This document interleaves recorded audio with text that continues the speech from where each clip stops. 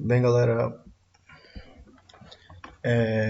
boa noite, bom dia, depende do horário que você está vendo esse vídeo. Nessa aula eu recebo vocês com a resolução de questões que vou deixar hoje no Google, no Microsoft Teams e também no sistema Farias-Brito, que nós estamos falando sobre concepções políticas na modernidade. Vamos lá. A primeira questão ela é de marcar e ela é uma questão sobre John Locke, ok? A justiça e a conformidade ao contrato consistem em algo com o que a maioria dos homens parece concordar. Constitui um princípio julgado estender-se até os esconderijos dos ladrões, só um instante, e as confederações dos maiores vilões, até os que afastaram a tal ponto da própria humanidade conservam entre si a fé e as regras da justiça. Ele está falando aqui o assunto que é a justiça, ok? E o obedecimento ao contrato, que é o contrato social, né? Lembre-se que John Locke é um filósofo do contratualismo, né? A ideia de que o Estado nasce de um contrato feito entre o governante e os governados. De acordo com Locke, até a mais precária coletividade, né, depende de uma noção de justiça. A ideia de que justiça ela é fundamental para qualquer tipo de governo, né, seja os mais precários, seja os mais desenvolvidos. A noção de justiça ela traz um bem muito danado para a coletividade.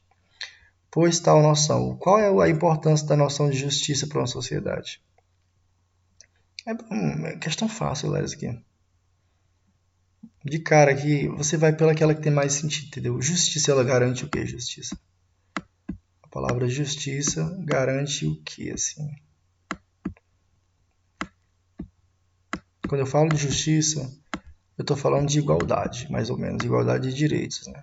Entre todos. Eu estou falando de equilíbrio social.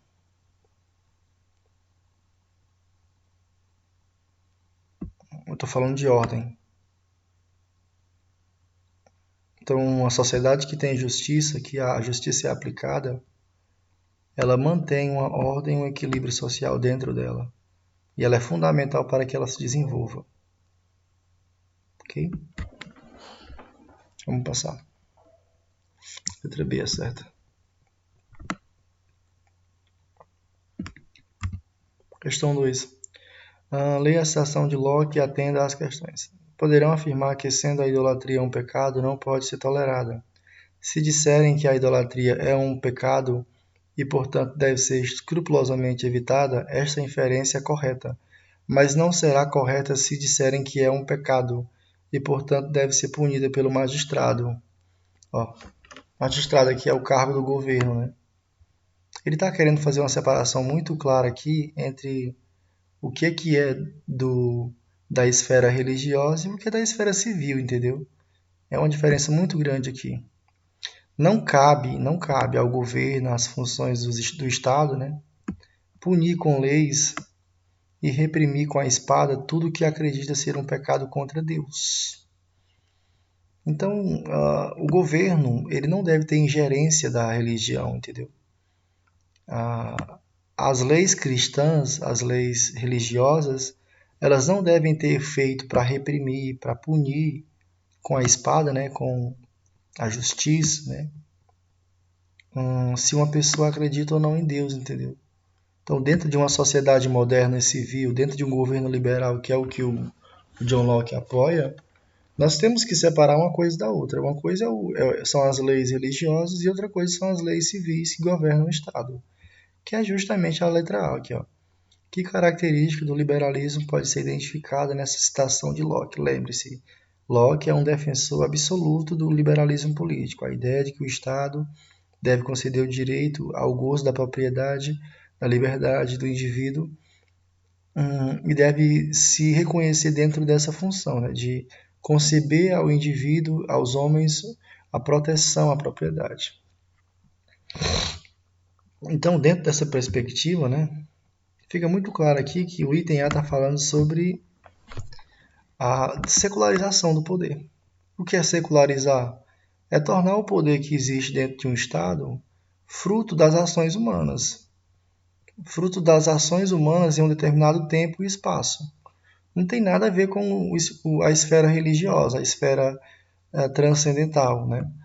É o que se estabelece entre os homens é um estabelecimento contratual feito com base nas ações humanas e não com base no que a religião prega ou no que as igrejas pregam, entendeu?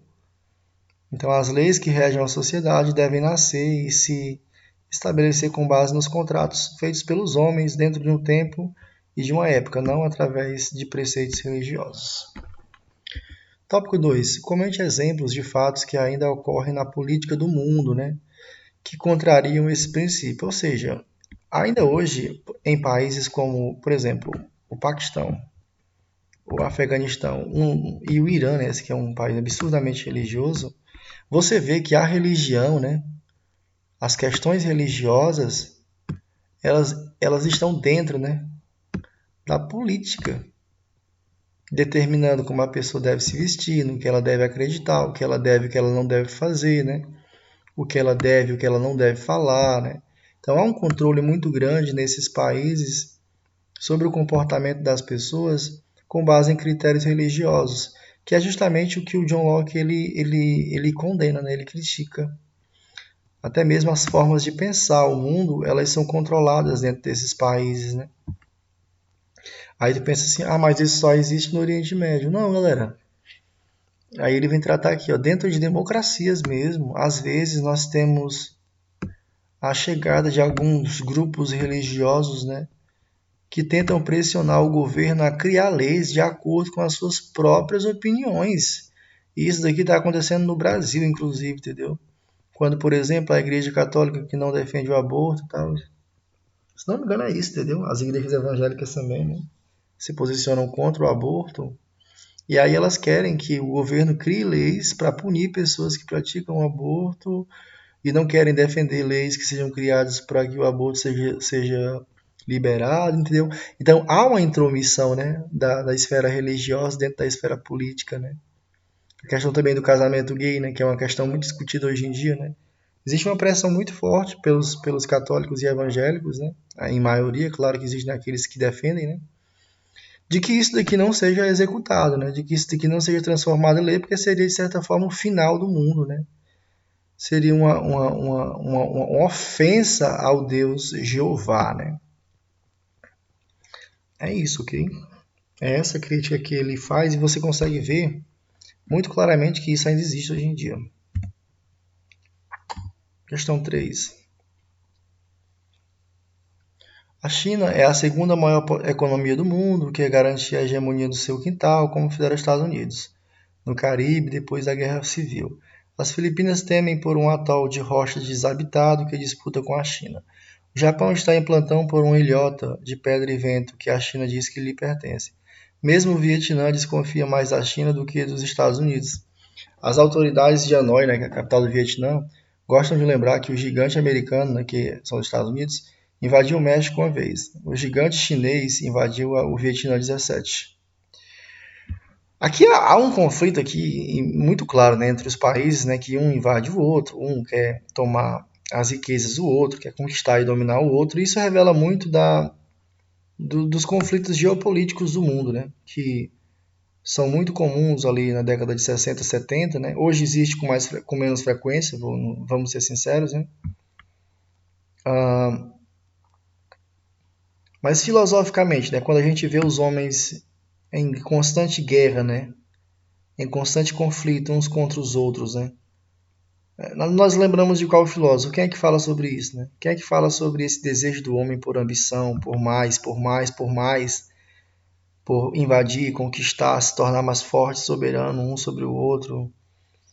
Isso é a cara do Hobbes. É a cara do Hobbes. O Hobbes fala muito sobre isso, sobre a guerra de todos contra todos, né? O desejo humano pela violência, pela conquista, né? A competição que existe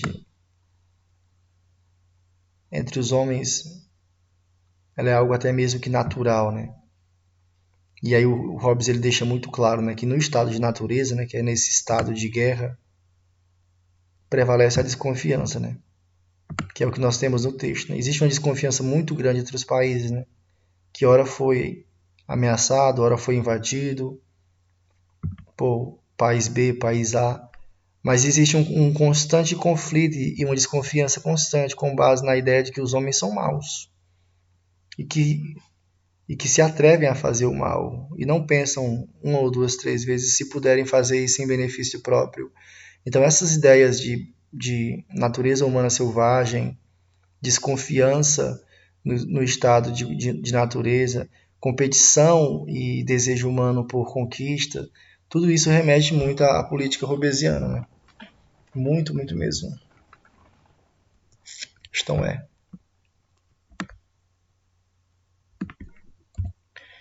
Leia a citação e faça o que se pede. Encontra-se a liberdade política unicamente nos governos moderados, né? Porém, ela nem sempre existe nos estados moderados, só existe nesses últimos quando não se abusa do poder. Mas a experiência eterna mostra que todo homem que tem poder é tentado abusar dele. Todo homem que tem poder é tentado abusar dele. Vai até onde encontra limites, ou seja, é preciso que se estabeleça limites no poder de qualquer instituição ou de qualquer pessoa. Os limites são importantíssimos. Quem o diria? A própria virtude tem necessidade de limites. Então, ele está especificando aqui que o homem, de uma forma geral, ele precisa estabelecer limites para ele mesmo. Para que não se possa abusar do poder, é preciso que, pela disposição das coisas, o poder freie o poder. Essa é a frase mais famosa do Montesquieu, que é o livro dele aqui, do Espírito das Leis, filósofo iluminista. Explique qual é o significado e a importância da citação de Montesquieu. É isso aqui, ó. A citação remete ao tema da autonomia dos poderes, né? Aquela ideia de separação dos poderes, executivo, legislativo e judiciário, pela primeira vez propostas por Montesquieu. Embora ainda não fosse exatamente como hoje, né, a concebemos, né, ele foi o primeiro filósofo a pensar, né, nessa ideia do equilíbrio dos poderes, né, de cada poder estabelecer um limite para o outro, né, entre os poderes, né, do qual dependia, como ele mesmo diz, a preservação da liberdade. É necessário que esses três poderes sejam livres, né, claro. Eles têm as suas atuações, né, um na justiça, o outro nas leis e o outro na execução, mas que eles tenham limites. E que eles imponham limites separadamente. Um impõe limite ao outro para que se preserve o equilíbrio. Essa é a ideia dele. É como se ele dissesse que um vigia o outro, né? Um poder vigia o outro. E se caso a pessoa esteja cometendo algo errado, infracionário, a pessoa poderá ser acusada e julgada e, consequentemente, retirada daquele poder. É isso. Questão 5. É comum as pessoas identificarem Hobbes como defensor do absolutismo real, né? Aquela ideia de que o Hobbes defende um rei no poder de forma absoluta. Ele não defende isso. Com base na frase a seguir, refute, né? Ou seja, critique essa crença, essa ideia, e explique o que o filósofo entende por poder absoluto. Nós temos o texto, né? Você pode ler direitinho, mas a ideia já é essa aqui, a resposta. Ó. Primeiro que ele não defende um governo real, absoluto. Né? Ele defende um poder absoluto. Não se trata da defesa do absolutismo real. Porque tanto é que para ele, tanto alguém, aqui, um só homem ou uma assembleia de homens pode assumir o poder de forma absoluta. O que ele defende é um poder, né, absoluto, né, que significa o quê? Que quem está na frente do poder, que recebeu o direito de ser soberano pelo povo, ele tem o poder absoluto no sentido de fazer o que ele bem pensa e não ser constrangido por isso. Por quê? Porque a sua vontade é soberana e ilimitada. E isso se deu porque o povo o colocou lá dessa forma. O contrato criado entre povo e governante transferiu todo o poder de forma absoluta para o soberano. E dessa forma, as atitudes do soberano não podem ser criticadas, né? Nem ser consideradas morais e imorais, porque não existe moralidade ou imoralidade se o poder é ilimitado. Se ele pode fazer o que ele bem pensa, entendeu? Robson, mas por que é que ele tem o poder soberano e total? Porque o povo o concedeu isso, né, através de um contrato, né? E por que que o povo fez isso? Porque o povo não aguentava mais viver no estado de natureza, vítima do egoísmo humano, vítima da guerra, do mal, da vontade humana que prevalece dentro desse momento, um momento de guerra, né? A ideia do Hobbes é que antes de existir o governo, o que se tinha era um estado de guerra de todos contra todos. Então, o povo, para buscar proteção e desenvolvimento, segurança, né? Eles criam um contrato e transferem todo o poder para o soberano. Pode ser uma pessoa ou uma assembleia, mas de forma que seja total, né? Para que as pessoas não venham a querer fragilizar o poder do soberano. Imagina se eles colocassem uma pessoa no poder e aí o povo não gostasse ou não se arrependesse de uma hora para outra e tal. Isso geraria caos e barbárie novamente, entendeu? Então, transfere o poder total para que não haja, de certa forma, nenhuma possibilidade de, de do povo se insuflar, entendeu? Querer se revoltar contra o líder. Questão 6. Sobre o contrato social de Rousseau, né? Isso que a gente não viu, a gente viu, não viu já? O contrato social de Rousseau, né? Filósofo do iluminismo, defensor da democracia direta e do conceito de vontade geral, né? É correto afirmar que o Rousseau, galera, ele foi o maior influenciador da Revolução Francesa. Ele foi um dos filósofos mais importantes no que diz respeito às ideias que inspiraram a Revolução na França, né? Essas ideias de igualdade, né? Que ele tanto pregava, né? De que o povo deve ser tratado de forma igual e o poder que é exercido pelo governo é um poder que deve nascer do povo, né? Deve emanar do povo. Através das assembleias, o povo se manifesta e decide sobre o futuro daquele território, daquela nação. Seria a letra A, a resposta certa. Sétima questão. Também é um texto do Rousseau, você pode ler aí, tá bem direitinho.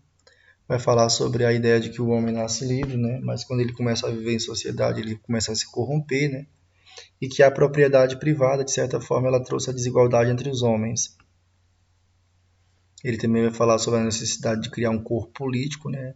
Onde todos são iguais e onde a vontade de todos prevaleça. A ideia é de que não existe essa ideia de senhores e escravos, mas que todos sejam senhores do governo, né?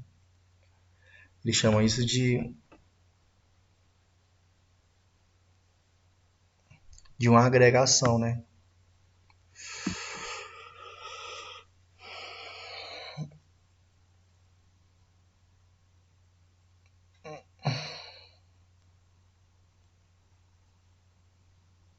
Não, não é agregação, não é. Isso aqui é o que ele está colocando como exemplo aqui, no caso, né? De uma sociedade onde a população é subjugada, onde a população é controlada de forma isolada por grupos, né? Por um senhor e tal. Quando ele fala de associação, acho que é quando ele fala de um governo onde as pessoas participam de forma direta, né, no caso. Né? Vamos lá. No trecho apresentado, o autor, se fosse marcar aqui, eu marcaria com certeza. Ó, aqui tem palavras que dizem respeito a ele. Ó. Ó, essa palavra aqui é a cara do Rousseau, igualdade política. Essas frases aqui, ó, igualdade política. Ele argumenta que um corpo político existe quando os homens encontram-se associados em um estado de igualdade política. É isso. É isso que ele defende. As pessoas têm que estar associadas de forma igual, né? Politicamente, dentro de um Estado, para que, de certa forma, haja um corpo político ali. Porque se houver a relação entre escravo e servo, já não há mais um corpo político. Há um lugar de agregação, de dominação, entendeu? Onde um domina o outro. Isso ele não defende. Okay? Não deve existir isso daqui, ó, segundo Rousseau. Ó. Povo e seu chefe. Para ele, o povo ele é o próprio chefe. Por quê? E o povo é o próprio chefe e o chefe é o próprio povo.